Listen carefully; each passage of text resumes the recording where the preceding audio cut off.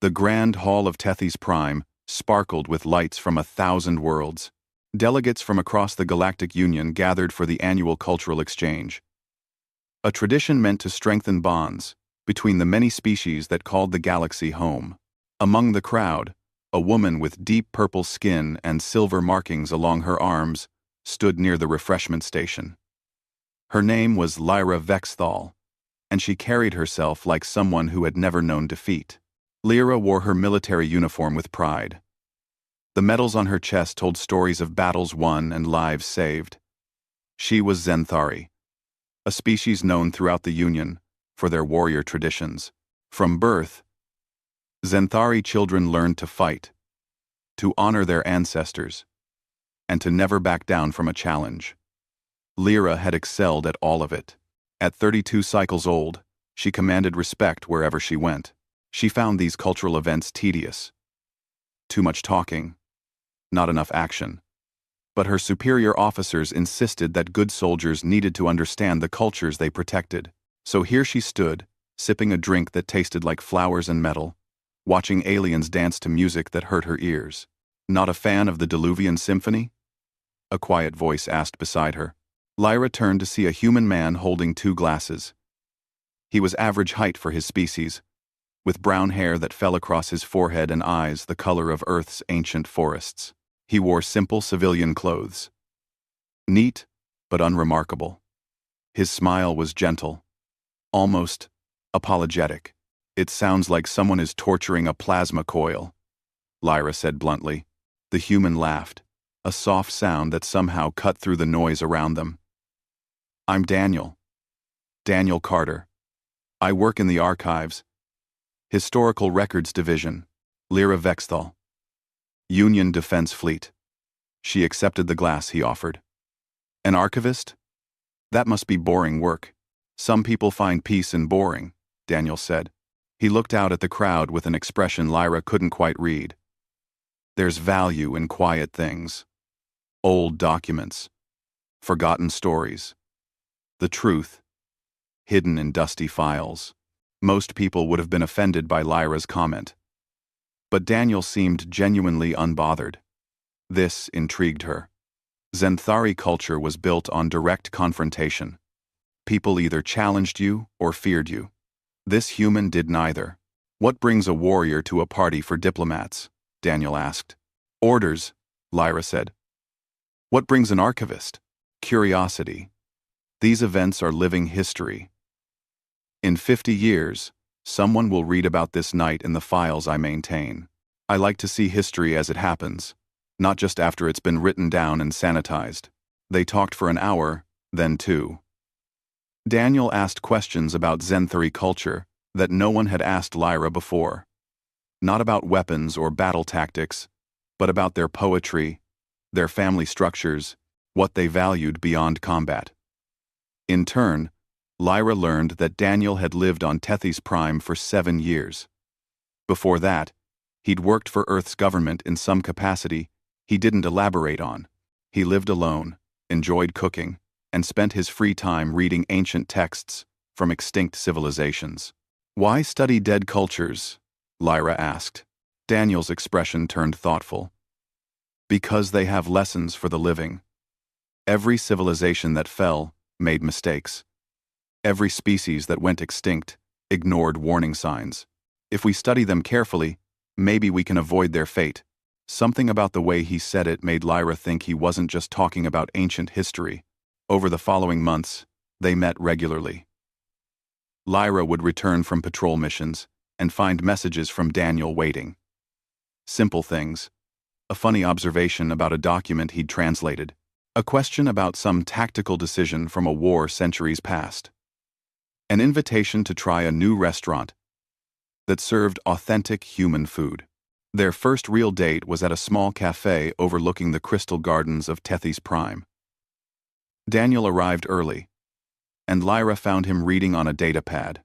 He stood when he saw her, that same gentle smile on his face.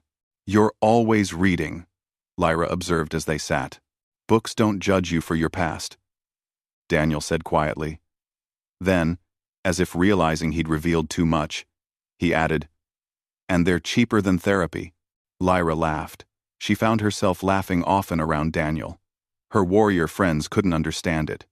Why waste time with a human archivist who'd never held a weapon? Where was the honor in courting someone so ordinary? But Daniel wasn't ordinary. Lyra began to notice small things. The way he moved through crowds, without ever bumping into anyone. As if he calculated every step. How his eyes constantly scanned his surroundings, noting exits and potential threats. The scars on his hands that he never explained. The nightmares he tried to hide when they eventually spent nights together. Once, Lyra caught him standing on his apartment balcony at 3 a.m, staring at the stars with an expression of deep sadness. "Can't sleep?" she asked, wrapping her arms around him from behind. "Old memories," Daniel said. "They're quieter here than they were on Earth. But they never really leave." 2. What kind of memories? The kind that make you appreciate peace. He never elaborated, and Lyra didn't push. Everyone had secrets. Everyone had a past they didn't want to discuss. She respected that. 2 years after they met, Daniel proposed. It wasn't a grand gesture.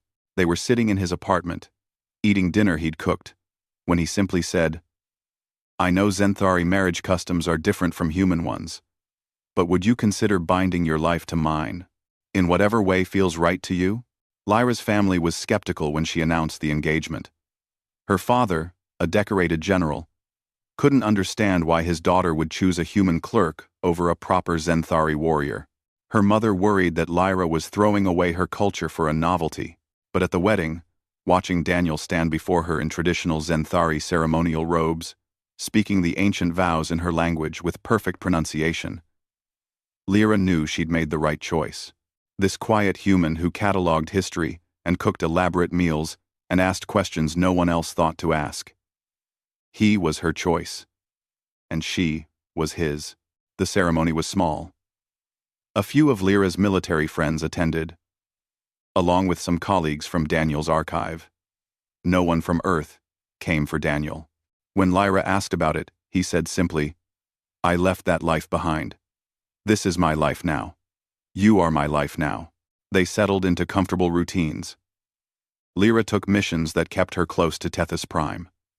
Daniel continued his quiet work among the dusty files and ancient texts. They cooked together, explored the city together, built a life together.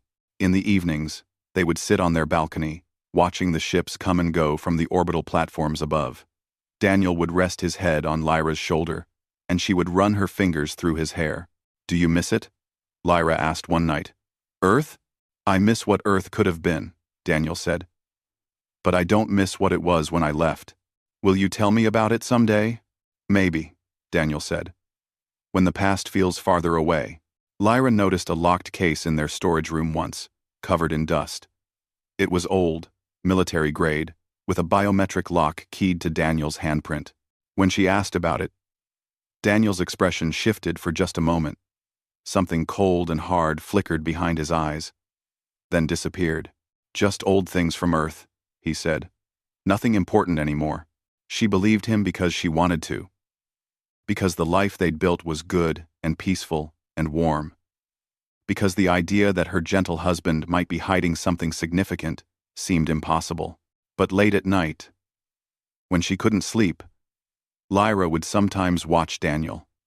Even in rest, there was something about him, a controlled stillness that reminded her of the way predators slept, ready to wake at the slightest sound, prepared for threats that no longer existed. She told herself she was imagining things. Daniel was an archivist, a man who spent his days reading and filing and preserving knowledge. Whatever he'd been before, whatever memories haunted him, they were in the past. The present was all that mattered. The present was safe. The first attacks came without warning. 3 colony worlds on the Union's outer rim went silent in a single night. When scout ships arrived to investigate, they found nothing but ruins. Cities reduced to ash. Orbital stations torn apart. Millions dead. The Galactic Union had enjoyed peace for nearly 2 centuries. Wars were rare. small conflicts between minor factions that the defense fleet quickly resolved. But this was different. This was systematic destruction on a scale no one had seen in living memory. Lyra stood in the briefing room of the Starfire, her assigned vessel, watching the tactical display with growing dread. Her commander, General Korath, was a four-armed Drakon with deep red scales and eyes like molten gold. He gestured at the holographic map with two of his hands, while the other two clasped behind his back. "The Krell Dominion," Korath said, his voice like gravel grinding together. "They come from beyond the outer veil, from a region we'd marked as uninhabited. Our intelligence was wrong. Very wrong." The display showed sensor data from the few survivors who'd escaped the attacks. The Krell ships were massive, angular things, covered in armor plating, that shrugged off standard weapons fire. Their ground troops stood 3 meters tall, with exoskeletons that enhanced their already considerable strength. Early engagements had been massacres. Union forces, trained for peacekeeping and minor skirmishes, were unprepared for an enemy this brutal. "Our fleet is being redeployed," Korath continued. "The Starfire will join the defensive line at Sector 7. We hold there, or the Krell push into core Union territory. Failure is not an option." The officers saluted and dispersed to their stations. Lyra remained, studying the tactical data. She'd fought pirates and smugglers, even led a raid against a rebel faction once. But this was war, real war, the kind her ancestors sang about in their ancient epics. "Commander Vex Thal," Korath called. "A word." She approached, standing at attention. Korath regarded her with those burning eyes. "Your service record is exemplary, but records are made in peacetime. War tests differently. Your people value honor in combat. The Krell value only victory. Remember that difference. It may save your life." "Yes, sir." That night, Lyra called Daniel from her quarters. The connection was delayed by several seconds due to the distance, but his face appeared on her screen, warm and familiar. He was in their kitchen, cooking something that steamed in a pan behind him. "You're deploying?" Daniel said. "Not a question. Tomorrow morning. Sector 7. The outer defense line." Daniel nodded slowly. He turned off the stove and sat down, giving her his full attention. Even across light years of space, Lyra felt the comfort of his presence. "I won't tell you to be safe," Daniel said. "I know you're good at what you do. Just remember that surviving is more important than winning." "That's not very Zenthari of you," Lyra tried to joke, but her voice cracked slightly. "No," Daniel agreed. "It's very human. We know the cost of victory. Sometimes, the price is too high." They talked for an hour about nothing important. The tree that was blooming in their building's courtyard. The new restaurant that opened down the street. The book Daniel was reading about pre-spaceflight civilizations. Normal things. Peaceful things. A reminder of what Lyra was fighting to protect. Before they disconnected, Daniel said something that stuck with her. "War changes people, Lyra. Sometimes it's the quiet ones you need to worry about. They've already been changed. They know what's coming." Lyra wanted to ask what he meant, but the connection timer was expiring. They exchanged quiet goodbyes, and the screen went dark. The deployment was everything Lyra expected and worse. The Krell attacked in waves, their ships hammering Union defensive positions with weapons that burned through shields like paper. The Starfire held its position, but barely. Casualties mounted, ships were lost. Planets were evacuated as the Krell advance continued. Lyra distinguished herself in battle. Her tactical decisions saved countless lives, and her personal courage inspired her crew. But every night, she watched the casualty reports and felt the weight of command crushing down on her. She called Daniel when she could.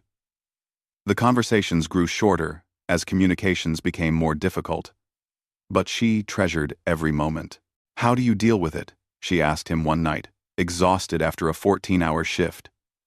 "Knowing people died because of your choices." Daniel was quiet for a long moment. When he spoke, his voice carried a weight she'd never heard before. You remember them. Every single one. You carry them with you. And you make sure their deaths meant something. That's all you can do. You talk like you know. Everyone who lives long enough knows loss, Lyra. But there was something in his eyes. Something dark and distant. Lyra wanted to push. To ask the questions she'd been avoiding for 3 years. What had Daniel done for Earth's government? Why did he sometimes wake up screaming? What was in that locked case in their storage room? The connection flickered and died before she could ask. Weeks turned into months. The Krell pressed forward, and the Union lines bent, but didn't break. Reinforcements arrived from the core worlds. New tactics were developed. Slowly, desperately, the Union adapted to fighting a real war. Lyra returned to Tethys Prime for a brief leave. She found their apartment exactly as she'd left it. Daniel kept everything pristine, maintained their garden, even kept fresh flowers in the vase she liked. He was exactly as she remembered. Gentle. Quiet. Safe. They spent 3 days together. On the second day, Lyra needed to retrieve some old files from storage. She opened the storage room door and stopped. The locked case was sitting on a table, no longer covered in dust. It looked like it had been recently cleaned. Daniel, she called. He appeared in the doorway, holding 2 cups of tea. His expression was calm, but Lyra noticed his eyes flick to the case and then quickly away. Looking for something? He asked. Just some old mission reports. Daniel, what's in that case? I told you. Old things from Earth. Can I see? Why? The question wasn't defensive. It was genuinely curious, as if Daniel wanted to understand her motivation. Because we're married. Because you wake up screaming sometimes and won't tell me why. Because there's a part of your life you've locked away. And I want to understand. 2. Daniel set down the tea and approached the case. His hand hovered over the biometric lock. For a moment, Lyra thought he would open it. Then he lowered his hand. Not yet, he said softly. I'm not ready to show you that person. The man who owned these things. I'm afraid if you see him, you won't love the me I've become. Lyra touched his face gently. I love who you are. All of who you are. Even the parts you're afraid of. I hope you still feel that way when the time comes. The leave ended too quickly. Lyra returned to the Starfire and the grinding warfare of the frontier. But something had changed. She started paying attention to the war reports differently, looking for patterns, trying to understand the enemy. In one briefing, General Korath mentioned that the Union was desperately searching for military consultants with experience in asymmetric warfare, species that had fought grinding conflicts before joining the Union. What about humans? Someone asked. Didn't Earth have significant wars before unification? Korath's expression darkened. Earth's unification wars are classified at the highest levels. What little we know suggests a level of brutality neither side wants remembered. The humans who fought in those conflicts either died or disappeared afterward. Lyra felt something cold settle in her stomach. That night, she did something she'd never done before. She accessed classified military databases using her command codes. She searched for information about Earth's unification wars. Most files were sealed, but she found fragments. References to special operations units. Mention of a soldier called the Blade, who'd ended a 3-year siege in a single night. The files didn't include names. Everything was redacted. But one report mentioned that after the wars ended, many of Earth's most effective soldiers had been quietly relocated, given new identities, allowed to start over, far from the planet they'd nearly destroyed saving. Lyra closed the files. Her hands were shaking. The next communication with Daniel was scheduled for the following day. When his face appeared on screen, Lyra studied him carefully, looking for signs, for evidence, for anything that would confirm or deny the growing suspicion in her mind. You seem troubled, Daniel said. Long day.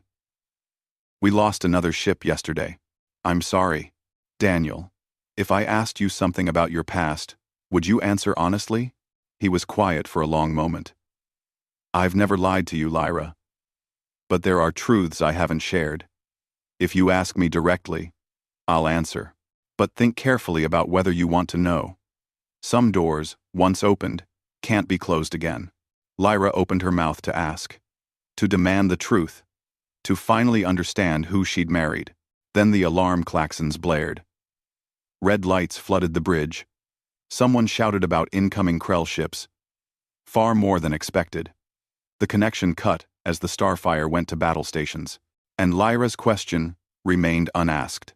The Krell broke through the defense line at Sector 7 like a hammer through glass.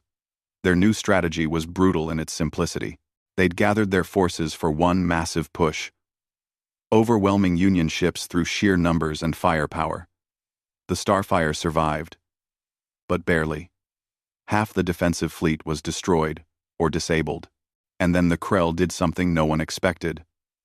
They bypassed the remaining military targets and headed straight for Tethys Prime. Lyra watched in horror as the tactical display showed Krell ships entering the home system. The capital world's orbital defenses engaged, but they were designed to deter pirates. Not a full invasion force. Evacuation orders went out immediately. Civilian transports began lifting off, racing to get refugees to safety. Before the Krell landed, the Starfire and what remained of the fleet turned back, engines straining to reach Tethys Prime in time. But they were hours away. Hours that thousands of civilians didn't have. Daniel stood in the queue for evacuation transport number 73, surrounded by panicking aliens of a dozen different species. Children cried. Parents clutched travel bags filled with whatever they'd managed to grab. Above, the sky lit up with weapons fire as Krell ships engaged the orbital platforms. He was calm. While everyone around him pushed and shoved, Daniel stood still, a small bag on his shoulder. Inside was the locked case from his storage room. He'd carried it with him when the evacuation orders came. Not his and Lyra's photo albums. Not the keepsakes from their wedding. Just the case. The transport filled quickly. Daniel helped an elderly Corvian woman up the ramp, her arthritis making the steep steps difficult. He found seats for a family of Tellurians, their children exhausted from running. He was the last one aboard. The transport lifted off just as the first Krell troops landed in the distance. Daniel watched through a viewport as dropships disgorged massive armored soldiers. They were 3 meters tall, with thick plating covering their bodies and weapons that crackled with energy. They moved through the city streets like apex predators that had never known defeat. The pilot's voice came over the intercom, shaking slightly. We're heading to the northern spaceport. Stay calm. We'll get everyone to safety. But 10 minutes into the flight, proximity alarms shrieked. A Krell fighter had spotted them. The pilot tried to evade, but civilian transports weren't built for combat maneuvers. The shot hit their port engine, and the transport lurched violently. Emergency landing! The pilot shouted. Brace for impact! The transport came down hard in a public park 3 kilometers from the spaceport. The landing gear collapsed on impact, and the hull scraped across grass and stone before finally stopping. Remarkably, no one died. But the transport was destroyed, and they were on foot, in a city under invasion. Daniel helped people out of the wreckage. His hands were steady, his voice calm. Everyone stay together. The spaceport is northeast. We move quickly but carefully. Watch for Krell patrols. A Draken merchant, his scales cut and bleeding, glared at Daniel. Who made you? Leader. Human. Someone has to be. Daniel said simply. If you have a better plan, I'll follow you. The Draken had no plan. No one did. They fell in behind Daniel as he led them through the winding streets of Tethys Prime. They'd made it 6 blocks when the Krell found them. The patrol consisted of 8 soldiers, each one a walking fortress. Their leader, wearing slightly more ornate armor, stepped forward. When he spoke, a translator device rendered his words in galactic common. Refugees. How pathetic. The Union sends civilians to fight, while their soldiers run away. Daniel stepped in front of the group. These people are non-combatants. Let them pass. The Krell leader laughed, a harsh barking sound. The human speaks. How amusing. Your species is new to the galaxy. Weak. Fragile. You know nothing of real war. I know enough, Daniel said quietly. Then, you know you're about to die. The Krell raised his weapon, aiming at a young Tellurian girl clutching her mother's hand. The mother screamed. People scattered. But Daniel didn't move. He set down his bag, opened it, and drew out a sword. It was an ancient weapon by galactic standards. Roughly a meter long, slightly curved, the blade showing signs of careful maintenance and extensive use. No energy field. No plasma edge. Just steel and a worn leather grip. The Krell stared at it, then burst out laughing. All 8 of them, howling at the absurdity.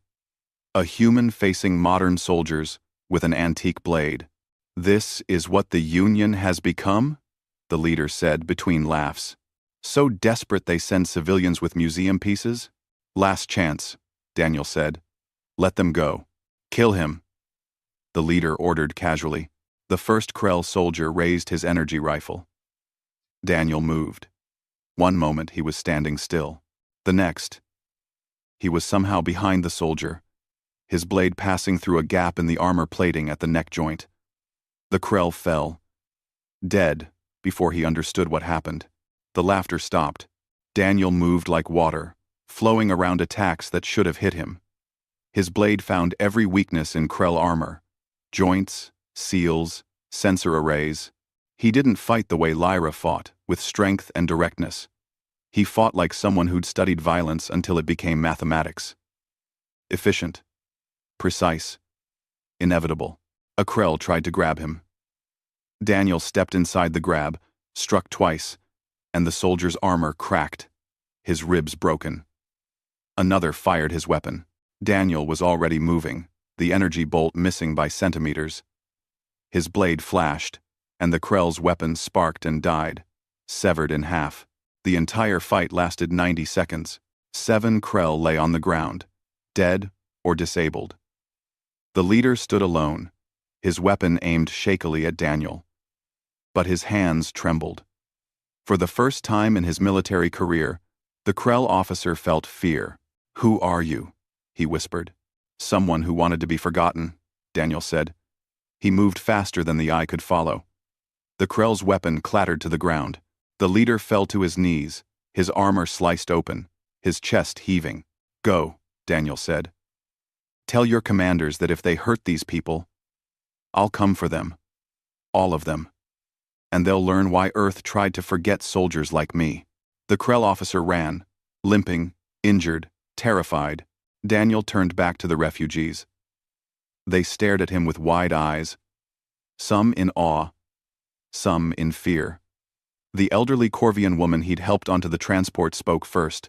That was extraordinary, young man. Where did you learn to fight like that? In a war we don't talk about anymore, Daniel said. He cleaned his blade on a piece of cloth, sheathed it, and shouldered his bag. We should keep moving. There'll be more patrols. They reached the spaceport without further incident. Daniel stayed at the back of the group, watchful, ready. He got everyone onto a transport, headed for the emergency refugee stations orbiting the planet's moon. As the transport prepared to depart, the pilot recognized him. You're the one from the park fight. Someone recorded it on their comm device. It's all over the military channels. Sir, who are you? No one important, Daniel said. But he was wrong. The footage had already spread. Union command centers were analyzing it. Officers were comparing fighting techniques to classified databases. And slowly, impossibly, a name began to circulate. A name from Earth's darkest period. A name that had been deliberately erased from official records. The Blade. General Korath watched the footage for the 5th time in his office. His 4 hands were clenched into fists. Finally, he opened a communication channel to the Starfire, which was still an hour from reaching Tethys Prime. "Commander Vex Thal," he said when Lyra's face appeared. "I need to ask you about your husband. His full name is Daniel Carter, correct?" "Yes, sir." "Why? Before he was Daniel Carter, did he ever mention another name? A call sign? Or title?" "No, sir. He rarely speaks about his past." Korath was quiet for a moment. Then he transferred the footage to her display. This was recorded 30 minutes ago, in Tethys Prime's Eastern District. Lyra watched. Her hands gripped the armrests of her command chair so tightly the metal bent. She watched her quiet husband, her gentle archivist, move through trained killers like death itself. She watched him fight with a skill that shouldn't exist, shouldn't be possible. She watched him, and finally understood all the signs she'd seen, but ignored. "During Earth's unification wars," Korath said quietly, "there were rumors of special operations soldiers. Enhanced through training so brutal, most candidates died. They were deployed when conventional forces failed. One of them became legendary. They called him the Blade. He ended the siege of New Sol in a single night, walked into an enemy command center alone and emerged with their general's unconditional surrender. After the wars ended, Earth's government made him and others like him disappear. New identities, new lives, far from Earth." Lyra couldn't speak, couldn't breathe. "Commander," Korath continued, "your husband is the most dangerous human alive. Perhaps the most dangerous soldier in the galaxy. And right now, he's on a planet being invaded by an enemy that doesn't know what they've awakened." On the surface, Daniel sat in the refugee camp, surrounded by people he'd saved. His sword lay beside him, still sheathed. He stared at the sky, at the ships battling overhead, and for the first time in 7 years, he felt the weight of his old life settling back onto his shoulders. He'd tried to leave it behind, tried to be someone else, someone better, but war had found him anyway, and the galaxy was about to remember why Earth's soldiers were the ones even Earth wanted to forget. The refugee camp was chaos. 15,000 beings from dozens of species crowded into temporary shelters designed for 5,000. Medical supplies ran low. Food was rationed. Children cried. Adults argued about who deserved what little resources remained. And overhead, the battle for Tethys Prime continued. The sky lit with weapons, fire, and burning debris. Daniel sat alone in a corner of the main shelter, his back against a wall. His sword rested across his lap. People gave him space. Word had spread about what he'd done. Some looked at him with gratitude, others with fear, most with confusion. How had a quiet human archivist become this? He didn't sleep. Couldn't sleep. Every time he closed his eyes, he saw faces. Not the Krell he'd killed today. Those were fresh, not yet permanent. No, he saw older faces, humans. The people he'd killed during Earth's unification wars. The ones who haunted him across light years and 7 years of trying to forget. The Krell High Command learned about the fight quickly. Video footage reached their flagship within the hour. Warlord Crexus, Supreme Commander of the Invasion Force, watched it 3 times. Then he summoned his advisors. "This human," Crexus said, his voice like grinding stone. "Find out everything about him." What they discovered disturbed them. Not because Daniel was enhanced or augmented. He wasn't. The medical scans they pulled from Union databases showed an ordinary human. No cybernetics. No genetic modifications. Just a man in his late 30s with some old scars. What disturbed them was the absence of information. Before 7 years ago, Daniel Carter didn't exist. The identity appeared fully formed, complete with false work history and fabricated records. Someone with considerable resources had created this cover identity. And the only organization on Earth with those resources was the military. "He's a ghost," one advisor said. "One of their special operations soldiers. the ones they used when conventional warfare failed. Crexus studied the footage again, the way Daniel moved, the economy of motion, the complete absence of wasted energy.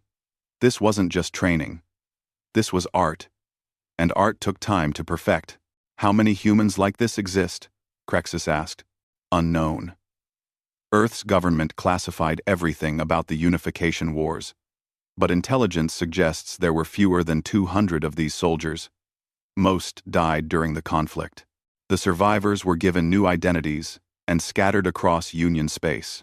And we found one by accident, Crexus mused. This changes things. The Krell had expected easy conquest. The Union species were soft, made weak by centuries of peace. But if humans could produce soldiers like this, even in small numbers, the war calculation changed. The Krell valued strength above all else. They understood superior warriors when they saw them. Crexus made his decision. Issue a challenge. Single combat. This human against me. If he wins, we withdraw from Tethys Prime. If I win, the planet surrenders immediately, his advisors protested. Warlords didn't fight one-on-one duels. They commanded from safety, directing forces strategically. But Crexus silenced them with a gesture. The Union needs to see that even their best is inferior to Krell's strength. And I want to face this warrior myself. I want to understand what makes a human dangerous. The challenge was broadcast to all Union channels. Within minutes, it reached the refugee camp. Daniel heard the message on a public screen, surrounded by hundreds of anxious refugees. Crexus's translated words echoed through the shelter. Human warrior called the Blade. I am Warlord Crexus, Supreme Commander of the Krell invasion. I challenge you to single combat. You against me. If you win, my forces withdraw from this world. If you refuse, or if you lose, we begin executing prisoners. 1,000 per day until you accept. You have 12 hours to decide. The shelter erupted in noise. People shouting, some begging Daniel to accept, others telling him to refuse, that it was obviously a trap. The volume grew until Daniel stood, and somehow, his quiet presence silenced the crowd. I need time to think, he said simply, and walked outside. The Starfire arrived at Tethys Prime 3 hours after the challenge was issued. Lyra barely waited for docking clearance before sprinting through corridors toward the refugee camp. Other officers called after her, but she ignored them. She had to see Daniel. Had to understand. Had to make sense of the last 6 hours that had destroyed everything she thought she knew about her husband.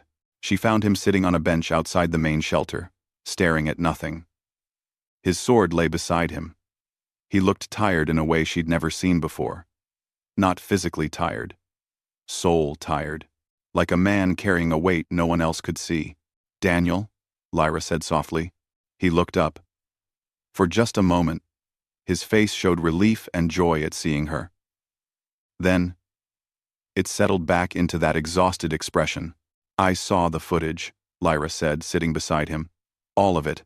I'm sorry you had to find out this way. Were you ever going to tell me? Daniel was quiet for a long time. I don't know. I wanted to be someone new. Someone better. I thought if I left that life behind completely, it would stop being real. Childish. I know. The past doesn't stop existing just because you ignore it. The Blade, Lyra said. That was you. During Earth's wars. That was a person I used to be. A weapon the government created when things got desperate. They took young soldiers, mostly volunteers, and trained us in ways that broke most people. The ones who survived became very good at killing. Too good. How many? How many did I kill? Daniel's voice was flat, emotionless, a tone Lyra had never heard from him. I stopped counting after the first year. Hundreds. Certainly. Maybe more than 1,000. Soldiers. Commanders. Sometimes civilians who got in the way. I told myself it was necessary. that I was saving lives by ending the war faster. And maybe I was, but that doesn't make the faces go away. Lyra took his hand. It was shaking slightly. Why did you stop? Because I started to enjoy it. Daniel's voice cracked. That's what terrified me. It started feeling natural. Easy. I would walk into a situation that should have killed me and walk out covered in other people's blood. And I felt nothing. Just satisfaction at a job well done. So when Earth offered me a way out, a new identity far from the planet I'd nearly destroyed saving, I took it. Won. And you came here, became an archivist, married me. I came here to learn how to be human again, to remember that life is about more than survival and victory. You helped me do that, Lyra. These past 3 years, living with you, I started to believe I could be someone else. Someone who builds things instead of destroying them. But now the war found you anyway. It always does. Daniel said. I ran across half the galaxy, and here it is again. Except this time, I have something to lose. Before, I had nothing. No attachments. No one who'd miss me if I died. But now, there's you. Our life. The future we planned. And I have to decide if I'm willing to risk it all for people I barely know. Lyra understood what he was really asking. The challenge from Crexus. If I refuse, they kill 1,000 prisoners every day. Civilians. Families. People like the ones I saved earlier. But if I accept, I go back to being what I was. The blade. The weapon. And I don't know if I can come back from that a second time. You're not alone this time, Lyra said firmly. Whatever you decide, I'm with you. Not because you're a weapon or a warrior. Because you're the man who helped an elderly woman onto a transport. Who saved children without hesitation. Who tried to leave violence behind even though it cost you everything. That's the Daniel I married. That's the person you chose to become. Daniel pulled her close. And for a moment they just held each other while the sky burned above them and the future hung uncertain around them. What would the Daniel I married do? Lyra whispered. Not the soldier you were. The man you chose to become. Daniel was quiet. Then, slowly, he smiled. It was sad, but genuine. The man I chose to become would understand that running from the past doesn't erase it. That peace isn't the absence of violence. It's choosing to protect what matters. Even when the cost is high, then you know what you have to do. I've always known. I just needed to hear you say you'd still be there after. They sat together as the sun set over Tethys Prime. Around them, Union forces prepared for the worst. Refugees worried about tomorrow. The galaxy watched and waited. And Daniel Carter, who'd been the blade, began preparing to be that person one more time. Not because he wanted to. Not because it was easy. But because sometimes the only way to protect peace is to remember how to make war. In the morning, he would accept Crexus's challenge. Tonight, he planted a small tree in the refugee camp's courtyard. His hands, which had held weapons and ended lives, carefully packed soil around fragile roots. What are you doing? A young Tellurian child asked, watching curiously. Planting something, Daniel said. Because something should grow from all this. The child helped him water it. And as night fell over the broken city, Daniel sat with Lyra one more time, memorizing her face, her voice, everything about her, just in case he didn't come back from tomorrow. The Arena of Stars was ancient, built 1,000 years ago when the Union was young, and disputes were sometimes settled through ritual combat. It sat in the heart of Tethys Prime, a massive amphitheater carved from white stone that could hold 100,000 spectators. Today, it stood mostly empty, damaged by the Krell invasion, but still functional enough for what was about to happen. Billions watched from across the galaxy. Every screen, every display, every communication device tuned to the same feed. Human against Krell. Single combat. The fate of a world hanging in the balance. Daniel walked into the arena alone.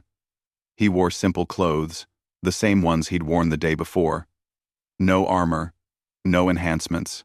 Just a man in his late 30s with brown hair and green eyes, carrying a sword that was older than most of the species watching. The crowd's reaction was muted. How could this ordinary-looking human hope to match a Krell warlord?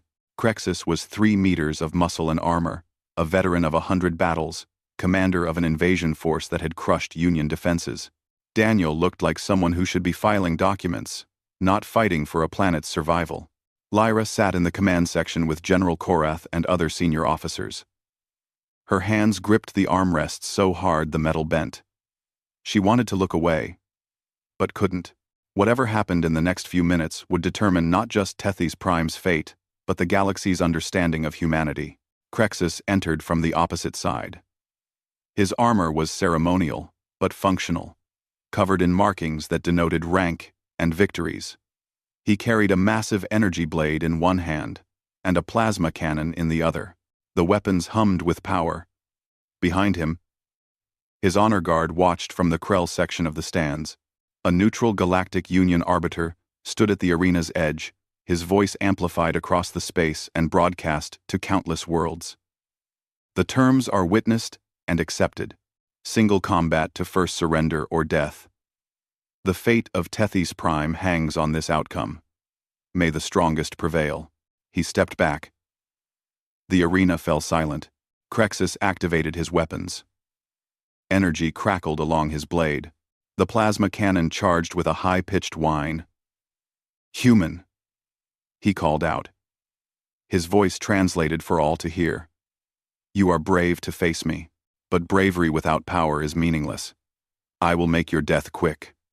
You have my respect for that much." Daniel didn't respond.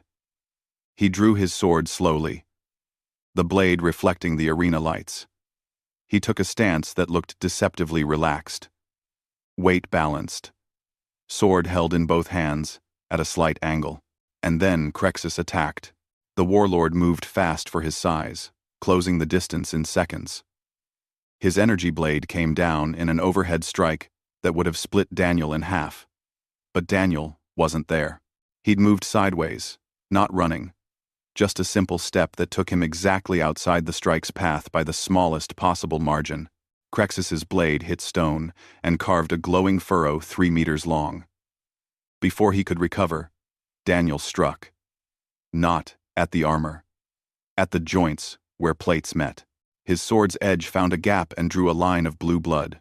The cut was shallow, barely an injury. But it was first blood, and it sent a message. "You are not invincible." Crexus roared and fired his plasma cannon. The shot could have vaporized a small vehicle. Daniel was already moving, his body flowing around the attack like water around stone. The plasma burst hit the arena wall and exploded, sending chunks of debris flying. The fight became a dance. Crexus, powerful and heavily armed, pressed forward with overwhelming force. Daniel moved with minimal effort, each step placed precisely. Each movement achieving maximum effect with minimum motion. He didn't try to overpower the warlord. He didn't need to. He simply wasn't where the attacks landed. To the watching billions, it looked like Daniel was reading Crexus's mind. But Lyra understood what she was seeing. This wasn't precognition or enhanced reflexes. This was pattern recognition refined to an art form.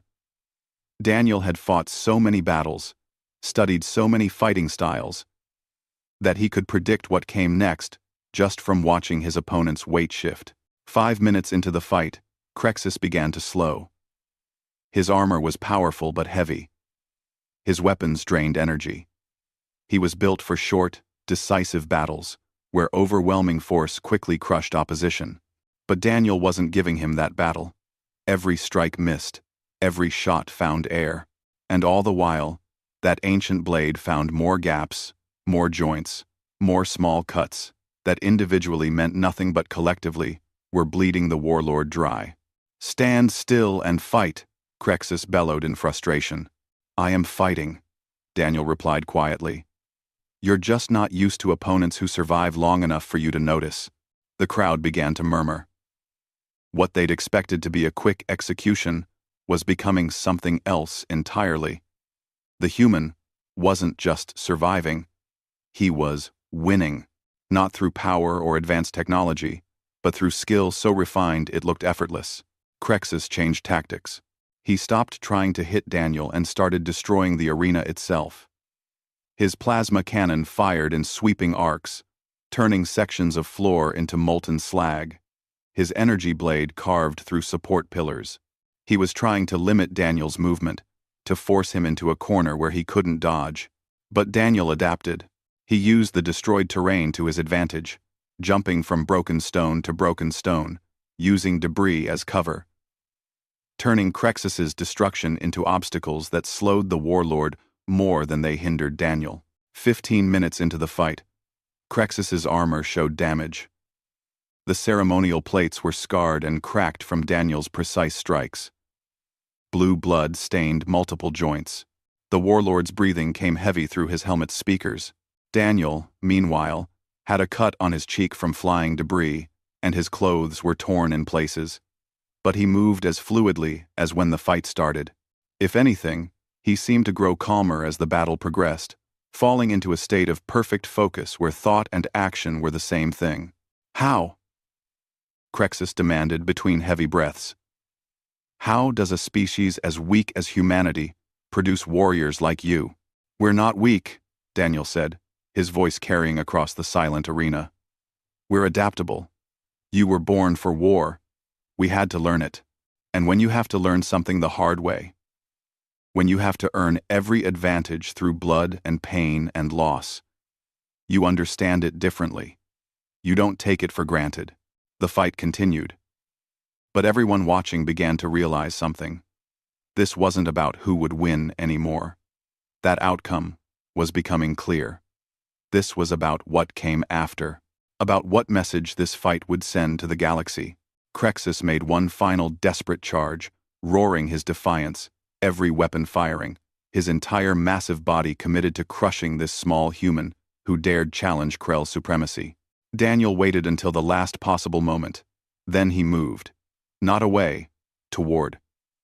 Inside the warlord's guard, where the massive weapons couldn't angle to strike, his sword flashed once, twice, 3 times in rapid succession. Each strike was perfectly placed. Each one disabled without killing. Crexus's energy blade sparked and died, circuits severed. His plasma cannon's power cell cracked, rendering it useless. The hydraulics in his armor's right leg gave out, and he crashed to one knee. Daniel's sword came to rest at Crexus's throat. The warlord froze. The arena was silent, except for his labored breathing. Yield, Daniel said softly. There's no shame in losing to a better warrior. Only in refusing to admit it. Kill me, Crexus said. I have lost. Death is the only honorable end. No, Daniel said. Death is easy. Living with defeat, learning from it, becoming better because of it. That's harder. That's what takes real strength. He stepped back, lowering his sword. I didn't draw this blade to shake your world, warlord. I drew it to save mine. There's a difference. One is about conquest. The other is about protection. If you truly value strength, then prove it by being strong enough to honor your word and withdraw. Crexus remained kneeling. Slowly, painfully, he removed his helmet. His face was that of a predator. All sharp angles and calculating eyes. Those eyes studied Daniel for a long moment. Then Crexus stood. He raised his voice so all could hear, broadcast across every channel. The human has defeated me in fair combat. I acknowledge his victory. The Krell will honor our agreement. We withdraw from Tethys Prime. The arena erupted. Cheers from Union supporters. Shocked silence from Krell observers. Amazement from the billions. Watching across the galaxy, Daniel sheathed his sword and turned to leave. But Crexus called out one more time. Human, what is your true name? Daniel looked back. I used to be called the Blade, but I'm trying to be Daniel Carter. Just a man who wants to live quietly with his wife. You will never be just anything, Crexus said. Today, You changed what the galaxy thinks about humanity. Your species will be respected now. And feared. I'd prefer respected, Daniel said. Fear makes enemies. Respect makes peace possible. He walked out of the arena. The crowd parted for him, some reaching out to touch him as he passed, others backing away in awe. He ignored all of it. His eyes searched the command section until he found Lyra. She met him at the arena entrance. For a moment, they just looked at each other. Then Lyra pulled him into a fierce embrace. You did it, she whispered. We did it, Daniel corrected. I only found the strength to go back because I knew I had something worth coming back to. In the following days, the Krell kept their word. Their forces withdrew from Tethys Prime. Ships departed, occupation ended, prisoners were released. Warlord Crexus personally oversaw the withdrawal, and before his flagship left, he sent a message to Daniel. You taught me something, human. That true strength isn't just the power to destroy, but the wisdom to know when not to. Perhaps there is more to the galaxy than conquest. The Union celebrated. Daniel Carter became a name spoken with reverence and wonder. Earth's government reluctantly confirmed his identity, revealing fragments of his past to explain how a quiet archivist could become a legendary warrior. Other species began to look at humanity differently, not as weak newcomers, but as a species with hidden depths, dangerous when provoked, but seeking peace when possible. But Daniel wanted none of the attention. He declined medals, refused interviews, and politely rejected offers of military positions and teaching contracts. He simply wanted to go home. Lyra received a promotion to captain for her service during the war, which she accepted. But she made it clear that any future assignments needed to keep her close to Tethys Prime, close to home, close to the man she'd married. They returned to their apartment. Everything was exactly as they'd left it before the war. Their kitchen, their garden, their life waiting to be picked up and continued. That evening, they went to the refugee camp one final time. The tree Daniel had planted before the duel had survived the chaos. It was still small, still fragile, but its leaves were green and healthy. New growth emerging from conflict. They planted more trees around it. Other refugees joined in, and soon, a whole garden was taking shape in the camp's courtyard. Something living and growing. A reminder that creation could follow destruction. As they worked in the soil, Lyra watched Daniel's hands. The same hands that had held a sword with deadly precision now planted seeds with gentle care. Both expressions of who he was. Both equally true. Do you think you'll ever pick up your sword again? She asked. Daniel smiled. It was genuine, warm, the expression of the man she'd fallen in love with. Only if I must. And only to protect, never to conquer. That's the difference between a weapon and a warrior. A weapon has no choice. A warrior chooses. And what do you choose? This, Daniel said, gesturing to the garden. To the people working together. To the life they were rebuilding. Peace. Growth. A future that's about more than surviving. That's what I'll fight for. That's all I'll fight for. They finished planting as the sun set over Tethys Prime. The city still showed scars from the invasion, but repair efforts were underway. Life was returning to normal. Or at least, to a new normal where everyone understood that peace was precious because it could be lost. Daniel Carter, who'd been the Blade, who'd shaken the galaxy with nothing but a sword and the will to protect what mattered, went home with his wife. They had dinner. They talked about ordinary things. They planned their future, and the galaxy watched from a distance. With new respect and understanding. Humanity was not to be underestimated. Not because they were warriors, but because they understood both the necessity and the cost of war. And they valued peace enough to become warriors again. When peace needed protecting, that night, Daniel put his sword back in its case and locked it. But he didn't hide it away anymore. Lyra knew about it now. Knew about all of him. And loved him not, despite his past, but because of how hard he'd worked to move beyond it. She married a quiet human. And when he drew his sword, he'd shaken the world. But more importantly, when the fighting ended, he put the sword down again and chose to plant trees instead. That, in the end, was the most human thing of all.